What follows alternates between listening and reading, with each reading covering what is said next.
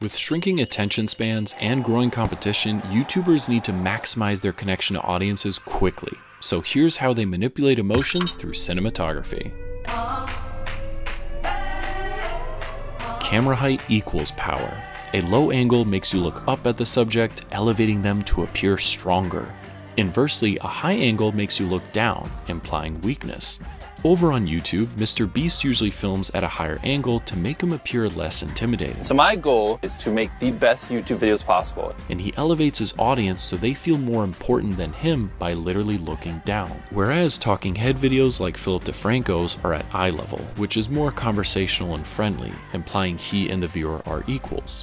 An important quality when covering the news.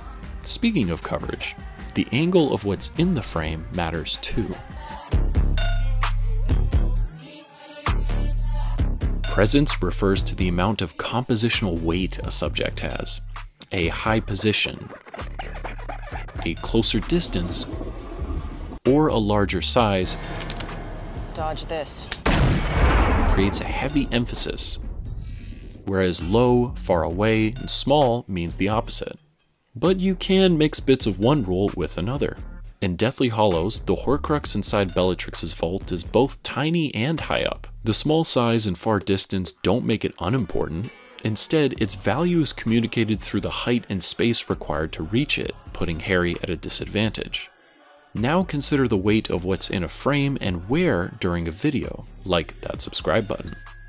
How do YouTubers compose? What we all do on YouTube and everywhere else is we do what we can't. Sean's neon advertisement for his coffee company is placed right behind his eye line to emphasize it in the midground, but blends into other lights in the background so it's not too obvious. Here, Casey angles his foreground to create leading lines, left to right. Again, these lines are just pointing right at you. Yeah, so you know where to look without losing what we're talking about. Yeah. He's guiding the eye to himself, but the box dominates the frame to signify it's more important to the story than he is. Interview shows also use framing to imply things, but in more subtle ways. Anthony's set reflects his format. Great idea, by the way, from what we did last time to this. This is so much more comfortable. Oh, good. Yeah. The fireplace background is not centered, but he has symmetrical lighting, plants, and chairs. It mirrors this theme of the host and guest being different people, but trying to see eye to eye by educating each other. We got plenty of time, like I was saying. It's hard. I know it's hard, but you're so strong because you flew all the way out here, and and it's okay to feel these things. And then there's Hot Ones. I'm Sean Evans and you're watching Hot Ones. It's the show with hot questions and even hotter wings. They use their products to track the progress of an interview plus the journey people go on. The bottles cover the interviewee and double in coverage for Sean's angle. But notice how the last bottle's right under the eye line? That way it's always highlighted, like the dot of an exclamation mark. These visual checkpoints from left to right keep the challenge in the viewer's mind, as that last bottle is the finish line. It engages the audience's curiosity about their own reactions and encourages them to buy the hot sauce. And it's perspective tricks like this that bring us to POV.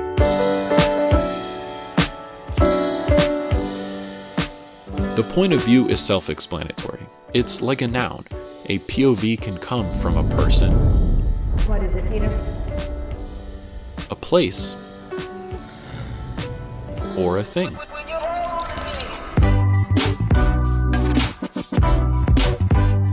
These angles give context in creative ways without distracting from the story. In a similar sense, that's why Marquez uses them for immersive tech reviews. Hey, what's up? MKBHD here.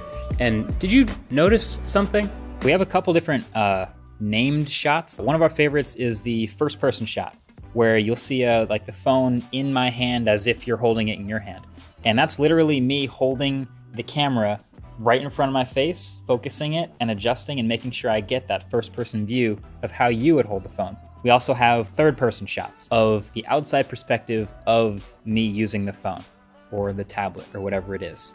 We mix those in sometimes when it's not as important to see it from your own perspective. Capturing the viewer's POV is a considerate decision, one that brings value to someone's potential purchase, which makes his videos more trustworthy. Is this a full redemption? No. I'm not going to give them full redemption status yet. He puts the viewer first and the product second, helping the review feel less like an advertisement. So yeah, The same effect is found in Ryan's videos. He combines first-person and third-person footage to address the audience as if they are physically present.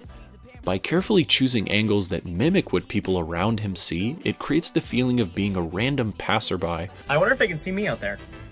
Or a friend watching Ryan goof around. What I mean is he captures his authentic self by treating the viewer like a passenger. So I set up a shot to show myself missing my train. Then while I was trying to get a fun drink out of the vending machine, I missed it again.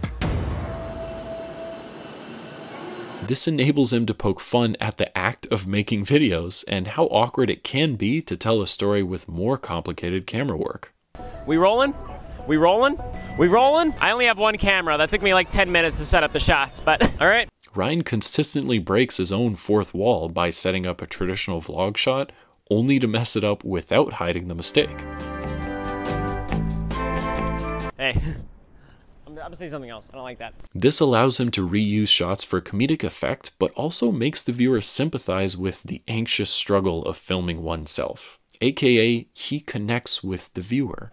All right, guys, for dinner, I'm gonna grab some authentic Japanese local cuisine. You ready? It was a joke. As the video plays out, his point of view becomes the audience's point of view because he's relatable as a naturally flawed human. Sorry about that. It's best if we just go inside.